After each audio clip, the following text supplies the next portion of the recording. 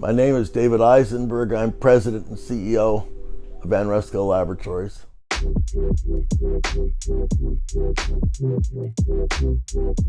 Well, Anresco was founded in 1943 by my father, Dr. Sylvan Eisenberg. He founded Anresco after he had received his PhD from Stanford University. And he was put into business by Otto Richter Baking Company, San Antonio, Texas, who wanted my father to do analytical work for his bakery. Otto wanted my dad to move to San Antonio. My dad said no, he didn't want to do that, but if Otto would send his samples to San Francisco, my dad would set up a laboratory to do the analytical work at San Francisco. My dad borrowed $1,500 from my mother, and that was the birth of Anresco. I joined Anresco in 1974, which is 48 years ago.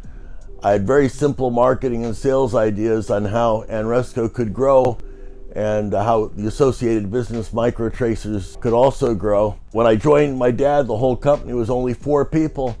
Today, we're about 80 people. We'd gotten to about 40 people as of 7 or 8 years ago when my son and daughter rejoined the company full time. And the recent growth from 40 people to 80 people has occurred largely from their work.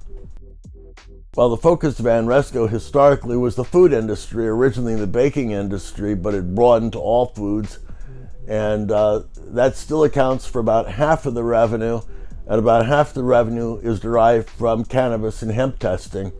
And that was a new activity that we started in 2016. Well, it was a great experience. I had various FDA personnel had made public statements that private laboratories should not be involved in import testing, as that they were rogue and they were pirates and you couldn't trust their results.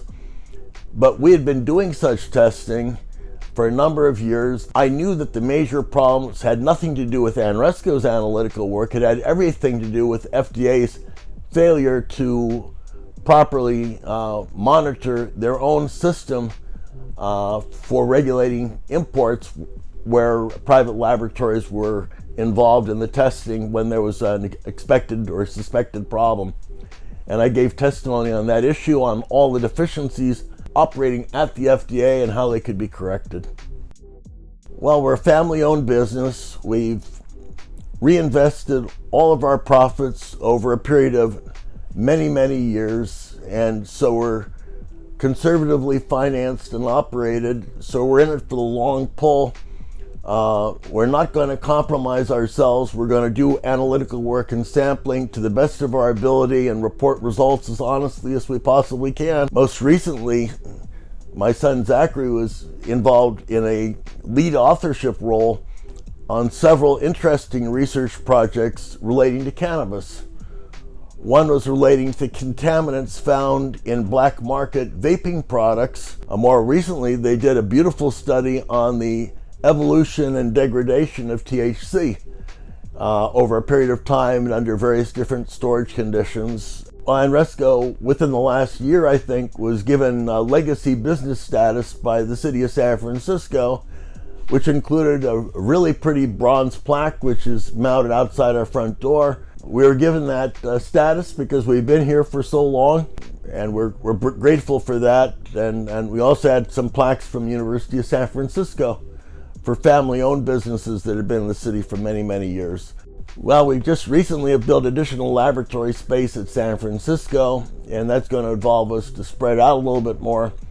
And we're set up to do mask testing, cannabis side, and on the food side, we're in the process of constructing what will be a beautiful analytical laboratory at City of Commerce east of LA, and that will be really important in servicing the Southern California market for cannabis and related products, and will also allow us to try to be more aggressive in marketing our import testing services in the LA market, which is a really important market, far bigger than San Francisco.